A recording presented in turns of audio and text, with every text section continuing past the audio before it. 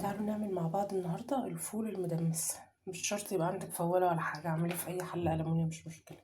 أول حاجة طبعا لازم طبعا الفول بتاعنا احنا نقعينه من غلبيات. أقل حاجة تنقع الفول على الأقل خالص 6 ساعات.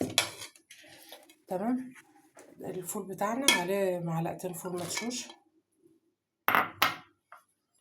عمايل الفول مدمس مفيش فيه أي حاجة خالص وسهل جدا، ممكن أي حد يعمله. يبقى الفول بتاعنا مع معلقتين فول مدشوش مع معلقتين عدس مع طماطمايه متقطعة قطع مع جزراية واحدة بس، وهننزل بالمية بتاعتنا. وطول ما احنا حاطين الفول على البوتاجاز، طول ما يحتاج مية نحط مية سخنة. هنحطه بقى على البوتاجاز لمدة على الأقل ما تقلش عن 4 ساعات، مدة ما تقلش عن 4 ساعات. معلش بقى عندي برد مش مركزة في الكلام، مش عارفة بقول ايه وما بقولش ايه.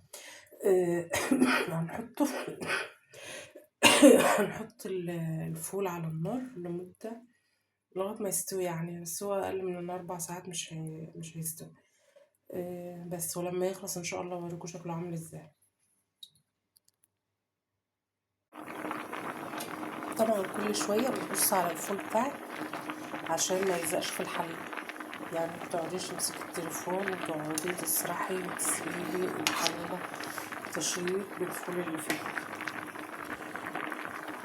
كل حبة كده بتبصي وتزودي مية، تبصي وتزودي مية لغاية ما الفول بتاعنا يستوي بقى جميل.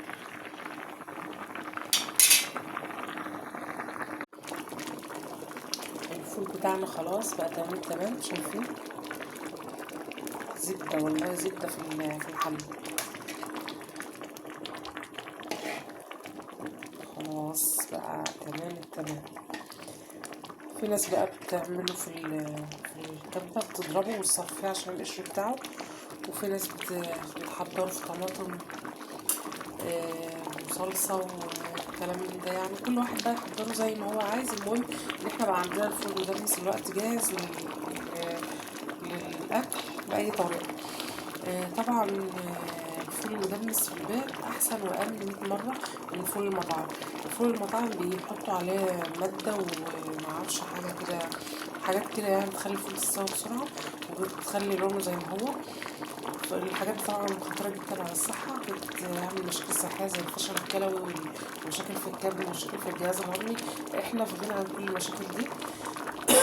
ده موضوع تدميس الفول سهل جدا، مش هياخد منك اي وقت. كل الحكاية هتجيبي الفول الحصى من عند العطار، هتنقعيه 6 ساعات على الأقل، وبعد كده تحط عليه شوية فول مدشوش.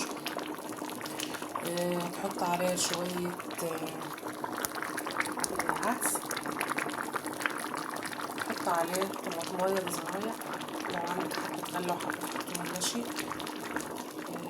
بس وليمونة، نسيت أقولكوا على الليمونة وطماطماية. وبعد 4 ساعات هيبقى معاكي الفول المدمس الجميل بتاعنا ده اهو. تبعدي عن مشاكل المطاعم ومشاكل الفول بتاع المطاعم، وحاجة احنا اللي عاملينها في البيت وضامنين هي معمولة ازاي.